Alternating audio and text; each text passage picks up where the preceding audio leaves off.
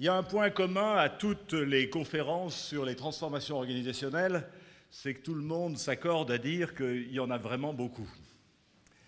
Celle-ci posait la question aux intervenants, aux participants, de savoir si, en matière d'organisation, nous assistions à la transformation d'un monde ancien ou à l'irruption d'un monde nouveau. J'espère que nos intervenants, avec leur expérience, leurs apports, parfois leurs questions, eh bien, vous auront aidé à construire votre propre réponse. Vous auront aidé aussi à déplacer votre vision du sujet. Merci donc aux intervenants pour la richesse de leurs apports et finalement la simplicité de leur partage. Grâce aux questions de Tocqueville auxquelles vous avez répondu avant cette conférence, vous nous avez dit que les transformations finalement étaient là et que pour prendre une métaphore, on ne s'interrogeait plus aujourd'hui de savoir si le climat se réchauffait ou non. Jamila Yahya Massaoud, François-Xavier de Vaujany nous ont montré que ces changements ne sont pas que technologiques, comme on a pu le croire longtemps.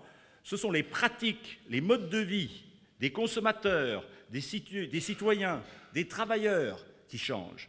Et nous sommes obligés d'abandonner la fiction, trop souvent tenace en management, de séparer finalement ces rôles des personnes dans la société. Il n'y a donc pas le choix, consommateurs, citoyens, travailleurs, eh bien, forcent les organisations à se transformer. Nos intervenants nous ont dit ensuite qu'en matière de transformation, nous sommes maintenant dans le dur. Cela s'exprime par les tensions que vivent nos organisations. Thomas Durand l'exprime théoriquement en pointant la tension entre une approche traditionnelle, descendante, prescriptive, de maîtrise d'une part, et une ouverture bienveillante, indispensable aux disruptions d'autre part. Mathieu Serres montre pratiquement ce qu'il en est chez L'Oréal avec le projet Simplicity, où on cherche justement à trouver la bonne combinaison entre un minimum de contrôle et une capacité de réactivité qu'imposent les nouveaux comportements des consommateurs. Après un projet global descendant depuis les niveaux les plus élevés de la direction chez L'Oréal, eh bien Thierry Lepercq nous a présenté comment deux grosses start-up internes chez Engie avaient vocation à créer une sorte de co-apprentissage. Co-apprentissage des organisations traditionnelles vers un esprit start-up et co-apprentissage des start-up vers une intégration dans l'entreprise traditionnelle. Alors start-up, eh bien, ça y est, le mot est enfin lâché. Il semble ne pouvoir y avoir d'organisation de demain sans mention de ce phénomène. Un phénomène, d'ailleurs, qui ne concerne plus seulement les garages ou les espaces de coworking, mais aussi les organisations, parfois publiques, que certains auraient qualifiées autrefois de dinosaures. Vous aurez apprécié dans l'intervention de Lorraine Michel, certes, la transformation de Pôle emploi, mais bien évidemment et surtout l'expérience personnelle de Lorraine. Car finalement, ces questions de transformation ne sont pas simplement des sujets d'observation, ça reste bien des histoires de personnes. Ce sont aussi d'ailleurs des histoires de diffusion, d'apprentissage, de transformation de l'intérieur. Avec ces start-up internes, Pôle emploi transforme profondément son organisation et se crée une nouvelle place dans la société. Avec les transformations de la pédagogie, nous dit Imed Bouzala, c'est l'ensemble des business models des établissements d'enseignement supérieur à la gestion qui devraient normalement évoluer, même s'il semble avancer trop lentement, si j'ai bien compris les propos d'Imed.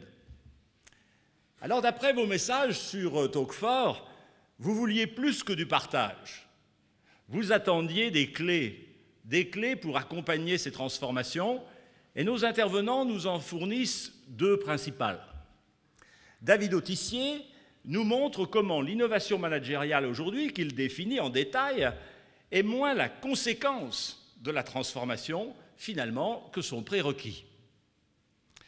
Julie Bassianouti, Frédéric Potibon, dans le droit fil de leur excellent ouvrage « Manager libéré, délivré et surveillé », eh bien, vous poursuivez cette veine en montrant l'enjeu crucial que constituent les managers dans ces transformations. En pointant les exigences qui leur sont faites, exigences de maîtriser une temporalité de plus en plus compliquée, en imaginant de nouveaux rapports de coopération, l'investissement dans les relations, la nécessité, Frédéric, de se reconnaître finalement eux-mêmes, vous leur dressez une feuille de route, j'aurais tendance à dire, encore une nouvelle injonction faite aux managers. Alors avec mes remerciements aux intervenants pour leur rigueur, pour leur apport, à notre partenaire PwC, à Talk4, permettez-moi de terminer sur 3 courts, c'est promis, éléments de conclusion. Premièrement, à l'issue de ce nouveau colloque sur la transformation, je me demande finalement si celle-ci, cette transformation, n'est pas avant tout dans la salle. En ce 30 novembre 2017, vous êtes venus physiquement. Avec le doudou, certes, mais physiquement. Vous êtes venus pour rencontrer, pour partager, pour expérimenter finalement ces relations qui restent inappréciables. Nous sommes en collaboration entre milieu de l'entreprise et milieu de l'enseignement. Mes collègues professeurs, mes amis dirigeants se sont soumis aux contraintes de la forme, au plaisir du partage, au plaisir du give, pour reprendre Adam Grant. Grâce à Talk4, vous allez pouvoir continuer d'apporter vos contributions à ce travail collectif. Est-ce que ce n'est pas ça aussi la transformation? Deuxièmement, Jamila et François-Xavier ont ouvert notre réflexion en partant des personnes. Permettez-moi, dans une sorte de chiasme, de ne pas oublier d'y revenir.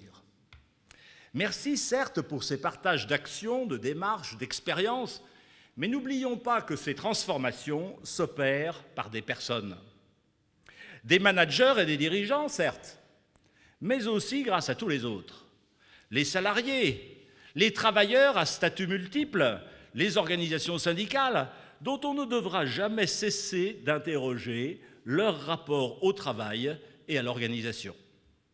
Pas plus qu'avec les anciennes révolutions organisationnelles, les personnes ne se soumettront facilement à l'impératif transformationnel. Troisièmement, permettez-moi, comme délégué général de la FNEJ, de me réjouir de cet événement qui a illustré 3 grandes vertus qui nous sont très chères. La première, c'est de rassembler tous ceux qui finalement s'intéressent aux questions d'entreprise, d'organisation et de gestion. La deuxième, c'est de vouloir toujours contribuer à l'enrichissement finalement de l'enseignement de cette fameuse gestion. Et puis la troisième vertu, c'est de produire des connaissances qui peuvent être utiles à chacun. C'est ce que nous allons continuer de faire grâce à Talk4 et grâce à vous. En effet, vous pourrez, sur le site qui est affiché en dessus de moi, noté, vous pourrez continuer d'apporter vos réflexions sur ce thème de la transformation. Nous vous en enverrons une synthèse à tous. Vous pourrez également retrouver sur FNEJ Média, début 2018, les vidéos des interventions, ainsi que les textes des enseignants-chercheurs sur The Conversation France. Nous vous invitons enfin à la semaine du management, du 22 au 25 mai prochain, pour continuer nos échanges. Merci à chacune, merci à chacun. Et place pour les minutes qui nous restent à quelques questions. Je vous remercie.